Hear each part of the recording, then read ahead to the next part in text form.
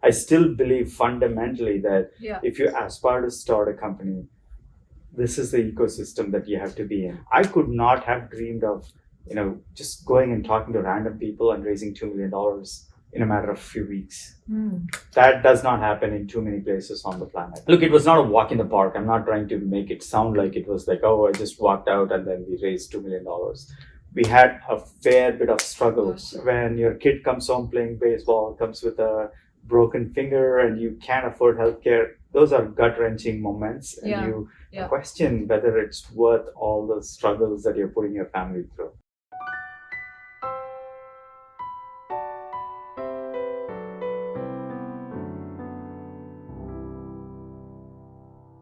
Hello and welcome to another fantastic episode of Pitch Cafe podcast. When I started Pitch Cafe podcast, I had amazing founders and investors on the show, and the investors would roast it, toast, or boost the founders. We had youth entrepreneurs on the show, and it was a lot of fun.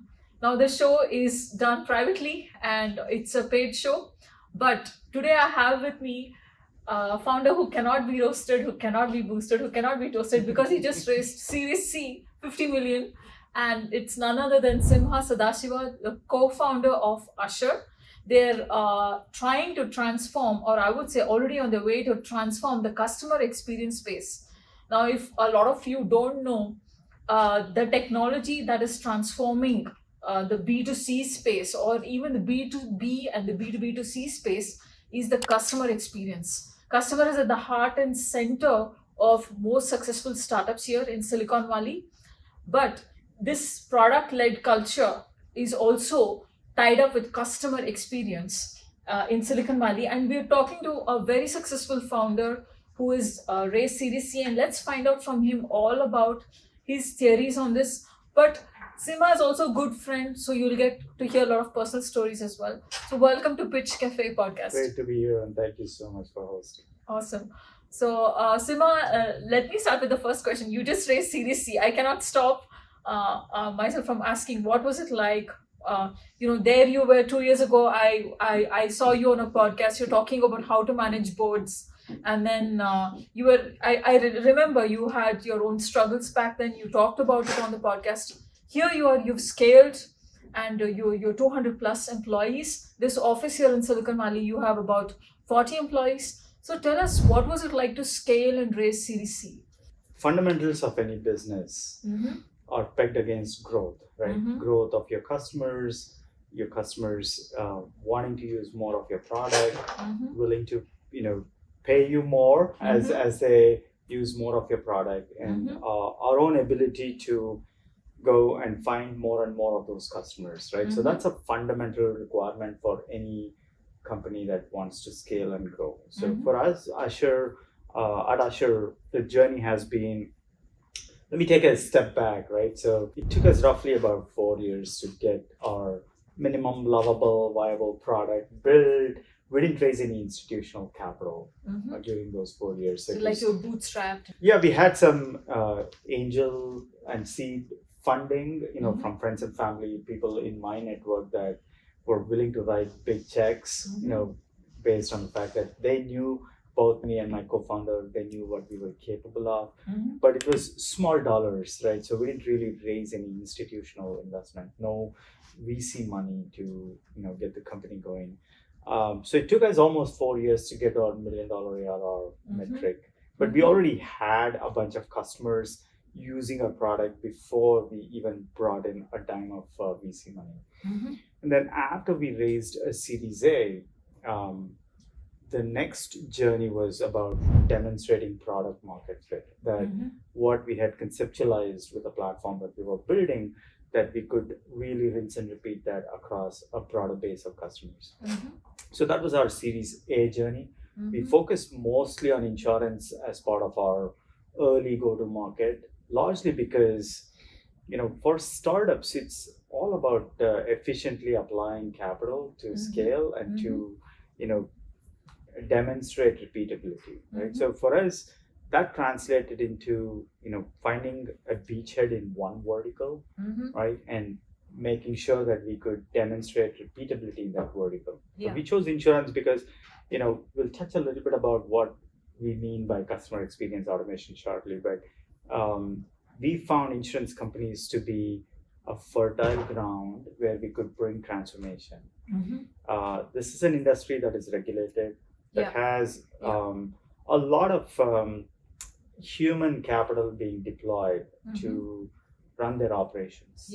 Just to give you an example, when you look at modern industries like e-commerce or any other more modern, business that's been created in the last 30, 40 years, they're typically, it takes roughly about 100 FTEs, 100, people in the business to drive about $1 billion in revenue.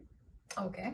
When you look at verticals like insurance, that number happens to be 7-8 times, right? You need roughly about 700-800 people to drive $1 billion in revenue. Largely because a lot of their back office processes, the way they serve their customers in the front office through call center, contact centers, are all people based. Their processes are somewhat legacy.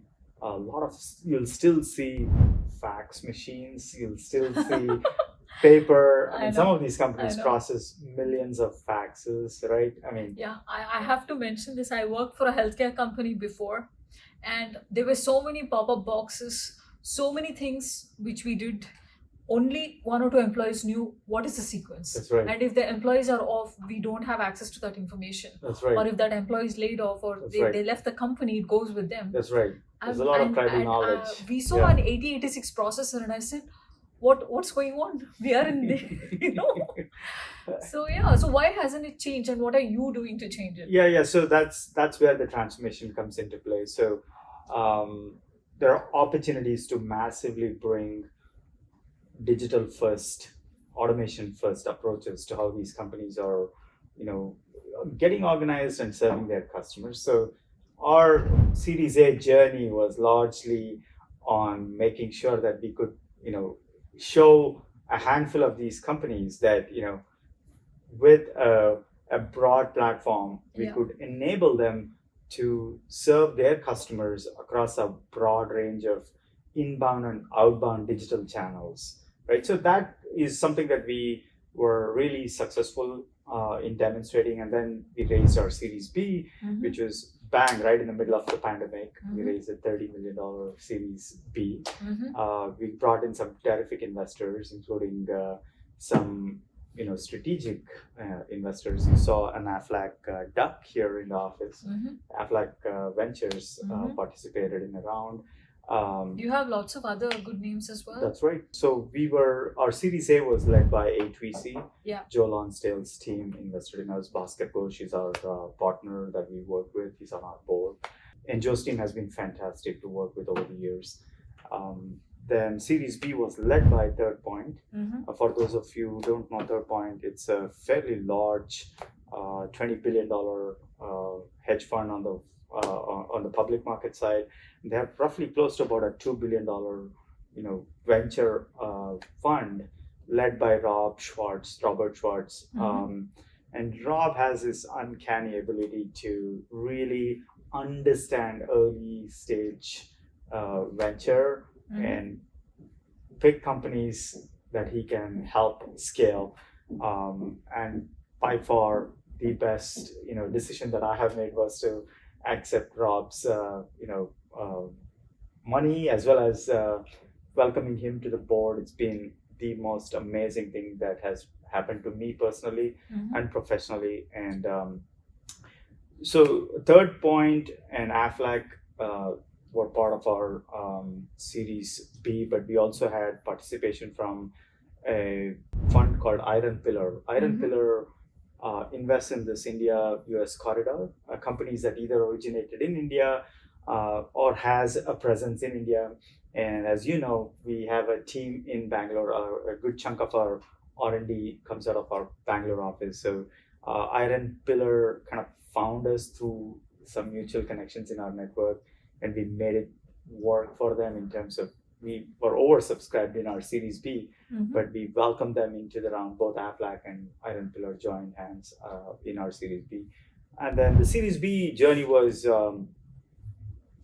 demonstrating what we had working in insurance, continuing to expand our insurance presence, but we opened up a new vertical, and that was healthcare. So we started pursuing healthcare as a vertical after our Series B. And by far, we have had some tremendous success in healthcare. So, Simha, what is it like having your product in these old retro industries like insurance? What is your product? What is the magic wand it waves? Look, a lot of the customer engagements, customer interaction. So let me define what customer experience automation is, and then most people understand customer experience or customer engagement, right? Yeah, so let's say for me, if I'm a customer, like I'm using a healthcare product, for me it's about how many times I have to click something or how many times I get stuck before I get to where I want. If I'm scheduling an appointment, how long does it take? Where do I pull the information from? For me, it's a healthcare portal. That is my problem. Right. What kind of how do you improve that? Let's take an example. So you're taking an example where that's already digital, right? Correct. That's you're probably in the 25th percentile if you're already digital. Right. But you will be surprised to know that a lot of people still call the company. The companies are calling them. Okay, I'll give you one example. So disability insurance, right? Somebody's going on surgery, a leave of absence for 2 months because they are having cancer treatment or they're going on a surgery. So your typical, insurance that you have through your employment offers your disability insurance, right? Short-term disability insurance. Right. Now, for an insurance company that offers that disability insurance, they need a few pieces of information to process your claim. Right. Many of these companies make phone calls to those. Yes, I know those. Yeah, when I had my daughter, God, they go on forever. Long calls, long wait. So that's a maternity. Maternity is considered a disability, unfortunately, in this country. But let's put a pin on that. We'll be digressing. But if you think about that particular scenario or experience, we see new moms getting phone calls from these insurance companies. Yeah. Sometimes, it takes 6-7 attempts for the company to reach you. Oh my God, yes, right? Absolutely. Right? And all they need is like 4 or 5 pieces of information. Which is already there in the database, right? Yeah. Hey, Vida, when are you expected to go on your maternity leave of absence? When are you expected to return? Is this a normal delivery or a C-section? Yeah. Right? When are you returning back? Are you expected to work full-time, part-time? How many hours? Yeah. 5-6 pieces of questions that need to be answered. To get that information, they either call you or send you a paper form by mail. Okay? I mean, that's just one example. Now, think about that scenario, right? Yeah. Can we make that a more modern digital experience through a conversational style where you're getting a text message on your phone and you can start an interaction or an engagement? Yeah. And we understand that some of the information that you have to exchange with the company is deemed privacy laden, right? You can have health information, you can have financial information, right? You may need to provide some, medical information, physician summary or some referral or some hospital bills. All of this is data that you need to exchange with the company. Yeah. Right? Doing it in a secure way. Yeah. Doing it in a way where that Absolutely. entire experience is seamless. Yeah. Right? That's part of customer experience. Now, most people understand customer experience, customer engagement, customer journey. Automation is the twist here, right? How do you bring automation or self-service to enable that customer experience? So, like you're talking about a chatbot. A chatbot is one of the degenerate use cases, right? It's one of the manifestation of a self-service experience, right? I mean, chatbot works great when you are going to a digital property and you want to engage. What about when the company needs to engage with you, right? Correct. So you should think about the entire life cycle of a customer engagement, when the company needs to reach you and when you need to reach the company, right? So this CX automation or customer experience automation is the best way to describe this is, would you rather have a cop Yeah. at the intersection, or would you prefer to have traffic lights? Would you prefer to go inside the bank, talk to a teller to get $100 out of your bank account, or would you rather go to an ATM? Yeah. So think about that, right? The best experiences that we humans experience are always the ones that we can do it on our own. Yeah. Mm-hmm. Mm-hmm. When other humans have to serve us, there's usually some element of friction. It may lead to more cost, time delays, or it may cost the business a lot of money. Yeah. Right? So the best, when was the last time you called Amazon? Yeah, I've done chat and But you probably never have called Amazon. Yeah, they have right? taken care of. They reach me through so many other ways. They've let me explore other ways to connect with you as a customer team. It's not just Amazon, right? Most modern e-commerce experiences are like that, right? You don't call Airbnb. You don't call, your the food delivery company. You're always in the know. Yeah. Because the entire experience is designed to make sure that the customer is always aware of what the product or service is about, when it will arrive, if it's a package that you're expecting, or if there's some breakdown in that workflow. You're always in the know. Yeah. Right? That's not quite the case in many of the regulated industries. Yeah. Now, we want to bring such a modern experience to every industry possible. Right. So this is great. I recently flew to India a couple of times, and for me, I wanted to change the ticket dates. And I got on this phone call, and it got cascaded for whatever reason. Every time I had to give all my information, and the same problem here when I call the healthcare company, they ask the same 5 questions every time. My call gets cascaded, same questions I have to answer. I'm like, I just answered this, and my name is long, so I have to spell out V for this, I for that, and so this is the kind of speed you're bringing into these operations. And it's full circle for me. I didn't tell you the genesis of Ushur, right? So I come from the world. Previously, prior to starting Ushur, I was in the world of telcos. Correct. Building massively scalable infrastructure for telecom companies to serve voice over IP based infrastructure. So like that's what call centers use. Yeah. So I saw the trends in terms of how consumer behavior was evolving. Right. And around the same time, my mother was terminally ill, and I was a primary caregiver. I relocated her from India to live with me so I could take care of her. Lot of friction working with healthcare companies. The same, to your point, I was just on a phone call every 2 weeks. So they would send her the prescription drugs that she needed to take, answering the same 5 questions, but it would be a 45-minute time investment for me. Yeah. And that was mind-numbing. It did not need to have all the friction. Absolutely. There was no reason for that experience to be. So some of those personal experiences motivate founders to usually, think about changing the world. For me, that was my personal experience. I knew there was a better way. I knew we could build a better way to solve for that. And full circle, we are about to do business with a healthcare company. I won't name names. That happens to be the provider for my dad, and I'm the primary caregiver for my dad. And now I get to experience the Ushur experience, to take care of my own dad. Wow. So it's full circle. Yeah, this is like a amazing. This is like a deja vu thing. You imagined, you dreamed it, and it came true. So amazing. So this is called self-realization in terms of entrepreneurial journey. Honestly, that's amazing. You started off with this pain point when you're taking care of your parents, and here you are.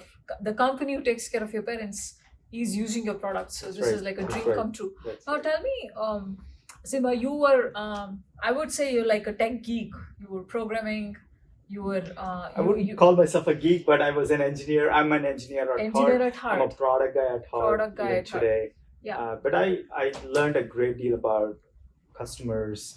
Again, in my previous job, I give a lot of gratitude. I have a lot of gratitude for the opportunities that I had prior to starting Ushur, where I had the experience of understanding the business side, the customer side, And that transition was very important for me. It enabled me to understand, how to be a complete CEO. Yeah. So you have to wear many hats, absolutely. Like you said, it's not just about product or being an engineer. You have to understand the customer side, the business side. So when I guess the last company you worked for was Dialogic. That's right. So you had like a proper job, and then when you transitioned out, how did you decide that okay, I'm going to have a startup of my own, and I'm going to make the plunge? Like it's very difficult moment because you have a family to take care of, Sure. and it's not easy. So what was that moment like? Like were you working on this idea for a long time, or did somebody talk about this and then it rang a bell? It seems like a big market you're after. We are going after a big market, but just going back to the roots of the journey itself, right? So, look, I mean, one of the things that most of us who live here in Silicon Valley, we talk about, you have to enjoy either you have to enjoy the weather or you have to be in a startup. Otherwise, it does not make sense to live here in the pay valley. the taxes. Right. I mean, everything is so Yeah. different here, right? Yeah. And if you aspire to start a company, there's no better way, no better place on the planet, even today, despite all the things that you hear, all the other things that you hear, the noisy things that you hear about housing crisis, homelessness, Yeah. cost of capital, Yeah. all the noise you hear about Silicon Valley, I don't subscribe to that. I still believe fundamentally that Yeah. if you aspire to start a company, this is the ecosystem that you have to be in, because there's so much, free advice. There's so much, access to capital, access to investors. I could not have dreamed of, just going and talking to random people and raising $2 million in a matter of a few weeks. That does not happen in too many places on the planet. Okay. So for me, look, it was not a walk in the park. I'm not trying to make it sound like it was like, oh, I just walked out and then we raised $2 million. We had a fair bit of struggle, but we had tremendous mentors, and I have some amazing people that enabled me to not run towards a cliff or not fall off a cliff. Every time I would call my friend Murali, I would call, a whole bunch of people, who have served as mentors to me. And that, initial help and support, you don't get those things in too many places. Yeah. Right. So you have to pick your ecosystem where you're doing a startup Right. very carefully. Right. Yeah. But look, I mean, for us, both my co-founder and I mean, we had to give up a paycheck to Yeah. start the company. We didn't Yeah. have a paycheck for almost 3 years, right? I mean, those are hard things. Yeah.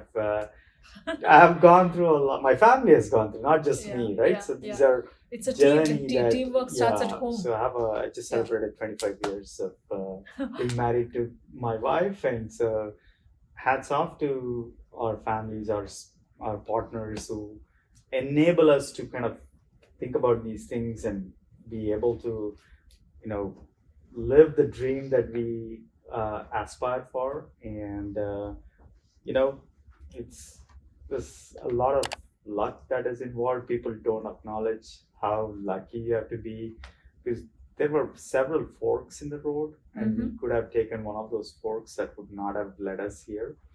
And even, you talked about, in your intro, to me, a Series C is just a milestone. It's not an Yeah. end game in itself. Yeah. Right? If This- you this- aspire to win the Super Bowl, right? Yeah. This is just one more playoff game, right? Yeah, It's yeah. not over until you take the company all the way to. Yeah, they say IPO is also a milestone. If Narayan Murthy says IPO is a milestone, That's and exactly right. they want to take Infosys 40 years. That's exactly right. And it's the impact, right? For many of us, we think about impact. What are we trying to change, right? We're not trying to make a financial outcome. Yes, the financial outcome is a byproduct Yeah. of the impact, right? You want your shareholders to really, have a profitable outcome. You want your employees, your early employees, to really have financial freedom. Those are outcomes, they're byproducts. But the thing that motivates both Henry, my co-founder, and I, is the impact that we are making. Yeah. We want to genuinely change the lives of people who are really struggling to have access to healthcare. Yeah. To drive better experiences.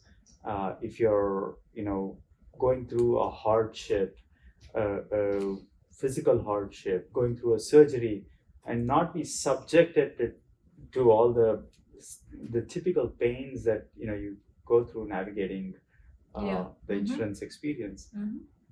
Look, I mean, if somebody passes away and there's a death claim, it takes almost 3 months for these companies to pay them out. Gosh. The number of phone calls that the survivors have to deal with is just outrageous. Yeah. We want to change that. It's not. It's not fun.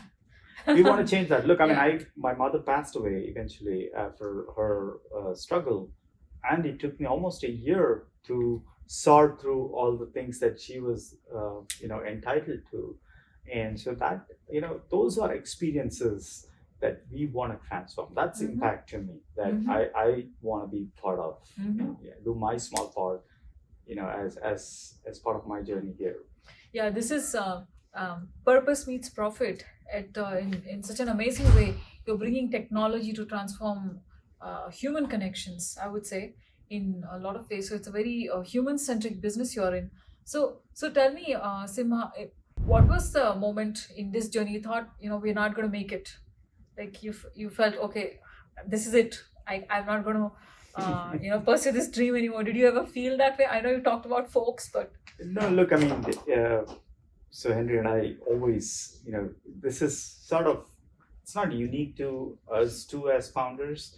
You talk to any founder, any entrepreneur, they always worry about existential things. Yeah. We are always looking for what is something that's going to come out of left field that we have not seen, that can be an existential threat to us. And we have had our fair share of events that will hold our backs against the wall. Yeah. Right. I mean, our early stage, during our pre-VC stage, we have had several moments where financially, I think we were both struggling so much.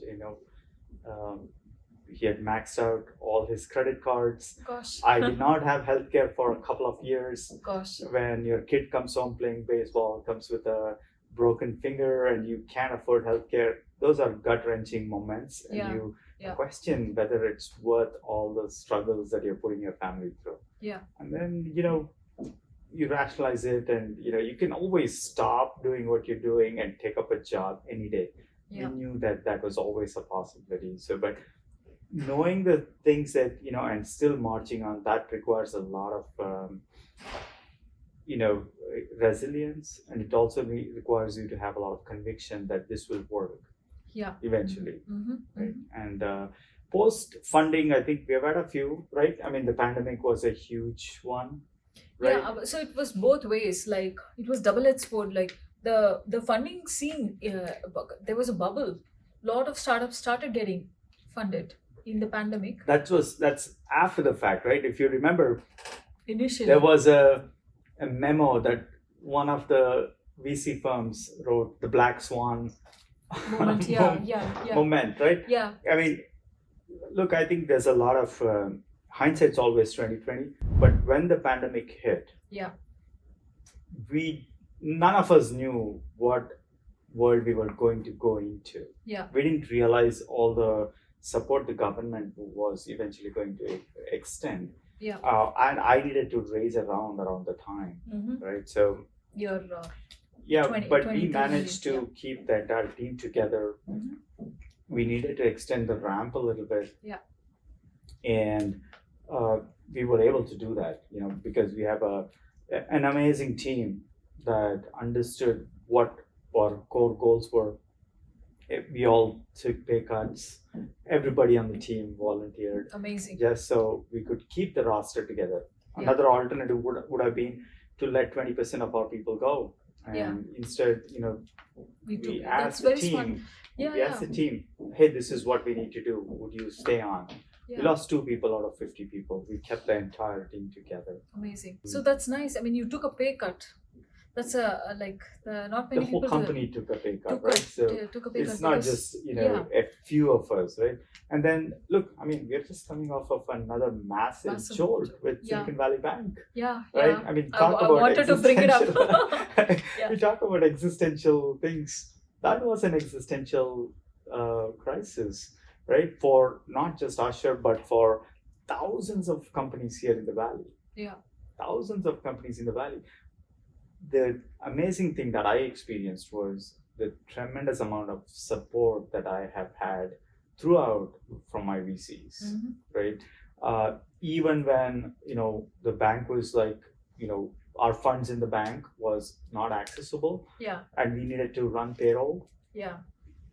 I had a path where our VCs were going to fund us with an alternate round of financing Amazing. to run payroll. And Amazing. that, I mean, in a moment's notice, right? Yeah, These yeah. are nobody has money sitting around, but to know that you have the support of your VC partners who can take care of your business, that's what sets you up, and it gives me a lot of confidence, to march this team through the things that we need to, right? Yeah. Success is never guaranteed. We have a lot of headwinds with the macroeconomic conditions, right? But we need to be able to weather the storm. Yeah, weather the Right. storm, right? That's the Yeah. word they use. Yeah.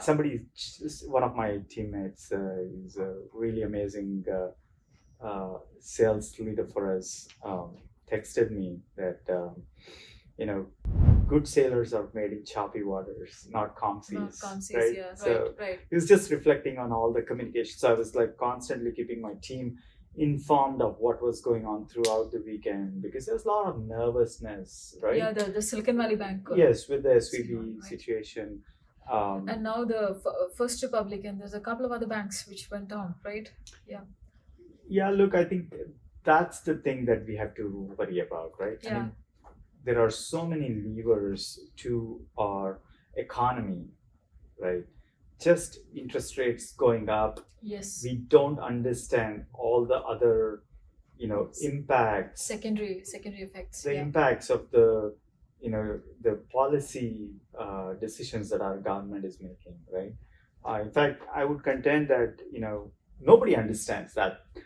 This is where, you have to brace for, macro conditions, Yeah. and, and realize that there are only so many things that you can control, Yeah. and big events like that, you have to navigate it, without losing your head. Yeah. So awesome. So great lessons there. One question I always ask: how do you pick your team and your co-founder? Do you have any thumb rules? Like, how do you know this is the right person? Because you work with so many people, you pull off projects, but not everyone has it in them to be a co-founder. I think there are two separate questions, right? So I think Yeah. the co-founder question is a super strategic, important one. Yeah. That's an existential problem. If Mhm. you have picked the wrong co-founder, Yes. or if the team falls apart, I mean, you will see this, right? A lot of Yeah. companies fail just because of lack of founder alignment. Right. And two founders do a successful startup. As time passes by, they do something else. It doesn't work out. They've changed. Yeah, look, we all change, we all all evolve, change, our yeah. life situations evolve. Absolutely. What we want from life, what we can give to life, give to companies, Yes. will evolve. Yes. There's no specific recipe, right? So just because you work great in a previous, setup, you cannot assume Assume that it's will gonna work. work. So right. yeah, I experienced that. Like, I had an amazing rapport, 4.5 years with this partner from Harvard, and she now has her own a couple of setups. So we want to do the same projects together. It's not working out. Through the pandemic, we did one after another. Everything was success. So, but we took a year and a half to vet each other out. We knew we complemented each other, but so it looks like you have a vetting process for your co-founder thing. Not quite. I mean, it wasn't quite a vetting process. I wouldn't say. Henry and I, we were friends. We've been friends for 25 years. Wow. Right. So yeah. this is somebody, who I met back in my Bell Lab Lucid days. He was a bachelor. I was the only married guy, and all these guys would come and crash with us, looking for food, and we would spend the weekends together. And that friendship extended to becoming. We started working together. Henry moved to the Valley before I did. We were both in Chicago, and then he introduced me to the company that he was a founding engineer at. Within a couple of years, I was his manager, and we had an amazing partnership there. I focused on the business. He was our architect for the product that we were building at the time. And so when I had some ideas, I knew I needed a very strong technical co-founder. Right. So I think the two of us have spent a lot of time thinking about this, and it's a singular vision. Yeah. It's a singular vision, and our mission is basically, the same dream of transforming an industry so we could drive better experiences. So it's one single purpose and complementary skills, right? So if there's any advice that I would give, pick co-founders where you're not both coming to the table with the same expertise. Right. You need to have diverse skills. Yeah. Right. Now today, I can tell you very confidently, between Henry and I, we can cover the entire breadth of our business as two founders. He can span any part of our product. I can span any part of our business. And between the two of us, we use each other as sounding board. Yeah. He will critique on the business side. I will critique on the product side. Sure. And that level of trust and engagement is super critical. There's lots of things that will go wrong in I see what you're saying. life. So this I heard from many people. Co-founders are friends first, personality matching, and then this complementing skills is. I hear that a lot. I think that's we very do have important. opposing views quite a bit, right? It's a lot like marriage, honestly. It is. You It's a spend more lot time like with a marriage, co-founder. right? And we both are very different people, right? But we complement each other very well. Yeah. My blind spots are his things that he can see, and his blind spots are the things that I can navigate him through, and that is so important, right? And then coming back to your other question about the team, look, I mean, you have to be lucky to some extent. Of course, you need to tap into your network, and I've done more than my fair share of reaching out to my network. This is hiring through network initially for a startup. That's what I have seen a lot of successful founders do. Yeah. They hire through word of mouth, and they have these people vouching for this candidate. Yeah. And rather than going through the apply and screen resume process. Right. So for us, again, I brought on a lot of people from my network, and some of them were generalists. For example, one of the people that we brought on was someone who had not done the traditional, typical customer success role. Right. Right. And this person was somebody who had a fairly, stellar career doing other parts, and then, giving them a plain canvas and allowing them to paint the most beautiful picture. That's my style. Bringing people on who are sort of generalists, who can be scrappy, who can apply themselves and be smart, have a chip on their shoulder. Right. And today, that person that I'm talking about is our senior vice president of customer success. Gosh, very nice. Okay. Very nice. We brought her on board as a director level person. One of the most smartest people, one of the most industrious people. And you create a platform where you allow them to just enable you to succeed, right? Because they're super smart in applying themselves to solve problems. And that's been true for a lot of my team, right? I mean, my general thesis is about finding that, that's why, when we designed our values for the company, we have 3 key simple values. I'll digress a little bit. Sure. Go ahead. The first one is, we are a people first company. We keep saying that, what that really means is that we really genuinely want to design, workplace setup that allows people to be really who they are, right? we talked a little bit about the Yes. flexibility. Yeah. You know, The wellness day. wellness day. Today's Yeah. wellness day, right, Yeah. for us. So most people in the company are off. I got a run today, so that was my way of expressing how I would participate in wellness day. But look, I think the ability for people to be given a platform where they can really exercise all of their whole self. Yeah. And us designing benefits and workplace policies that enables them to have a safe space. That's what we mean by people first. Yeah. Okay. Mhm. Our second value is a pursuit of excellence. Mhm. Right? While we are super culturally awesome people to work with, pursuit of excellence is a primary requirement. So no compromise on quality. No It's not so much quality per se, but it's the intentionality of wanting to go after excellence. Right. That's what I tell everybody. Anyone I interview, I'll tell them, I don't care whether you're great or not, but I want you to make a commitment to be on a path to greatness. Yeah. If you don't have that ability or the intentionality to commit to being on a path to greatness, you should not join Ushur. So that's what we mean by pursuit of excellence. Mm-hmm. Genuinely, applying yourself, wanting to get better every single day. Mm-hmm. And the third value is what enables you pursue excellence, which is growth mindset. Which is, I fundamentally, I'm the product of $100 education. I did not have any big name schools behind me, didn't get a master's degree, didn't have opportunities to get a master's degree because of my economic situation at home.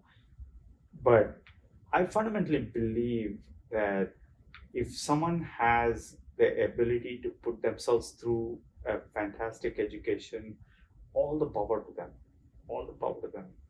But when you walk into the door in Ushur, all that pedigree is like, it's a level playing field here. Yeah. What I expect is a continuous everyday growth mindset. The ability for you to apply yourself, to learn new things, to apply and to pursue that excellence. Yeah. Right? That growth mindset is so required. So much of it is, what drives who you become eventually. Yeah, amazing. This is the last one is my favorite. The Yeah. growth mindset. So those three values, Yeah. is what we typically use to hire people, to retain people, and reward people. Fantastic. So, Yeah. Going back to your question, just to complete the thought, How you hire a team, right? How you hire a team. A Yeah. lot of the people that we brought on early on were generalists. Yeah. But we applied this principle of making sure that they were scrappy enough to actually become specialists. Because Yeah. look, early stage startups can't afford, we are competing against Facebooks, the Yeah. Googles, the Apples, the Amazons Yeah. for talent, right? Yeah. Unless you can find something that really aligns those people with their ability to align with our mission, Yeah. it's impossible for us to hire, especially the last 2 years. Yeah. The market conditions were just atrocious. Yeah. Yeah. So we've been really, really lucky that way to find people Absolutely. who are fantastic. And also to for work funding. alongside. I want to ask you, what is your advice to so many startups I work with daily basis? They are looking for funding in this, atrocious weather. What is your advice to secure funding? You've been an A-level player in securing funding, whether it is from friends and family or institutional investors. Look, I think I have had my fair share Shares of of struggle, which we struggles. don't see. You don't see that, right? Because look, I mean, our grass is always greener on the other side. Right. My wife will tell you, right? I literally took 135 VC meetings in a span of 135. 6 weeks during our Series B. Oh my God. And even Series C, it may feel like we knocked it out of the park. It was a massive journey for us. I mean, these are long So you're campaigns. pitching in your sleep. They're long campaigns. It's not just about pitching, it's about showing, the progress, right? People have to believe in what you're building, and they have to align that, the mission is oriented towards what they as investors want to also see. Yeah. So a bunch of things, but back to the advice question. Look, if you're passionate about building something, Yeah. you will find people in the valley who will support your cause. Yeah. Either as angels or seed investors. Uh, if you're pursuing a dream of a vision, build.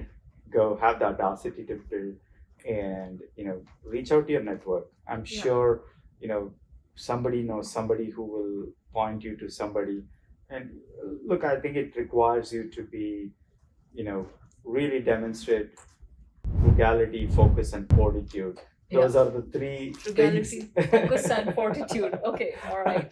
Those are three things that that you have to always have. It is frugality first. The economy is like that. And you have to be creative, right? Yeah. I mean, look, we didn't have an office. For almost a year, we were working out of a coffee shop in a church. Mm-hmm. When we needed to hire a few interns, that's when we really needed an office space. We spent $800 to get our first office space. Mm-hmm.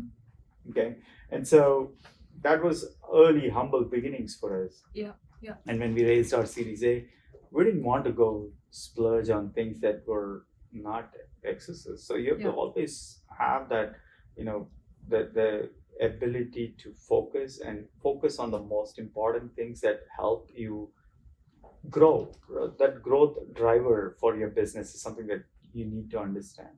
Yeah, fantastic. And especially product builders, founders who are very product-centric founders, at least somebody in the founding team has to get out of the office and get out of the product building and go talk to real customers, prospective customers. Which a common problem. The founders are assuming it's going to work. It's not. Yeah. The real world is very different. Before you build, you have to test your idea. Yeah. And so, I mean, that's not unique advice that I can give. I'm sure. No. But I see that I've seen you through the pandemic, and I'm seeing you now. So you're walking the talk. You're living your advice. So it's amazing. Thank you so much, Simha. I wish I could keep talking to you.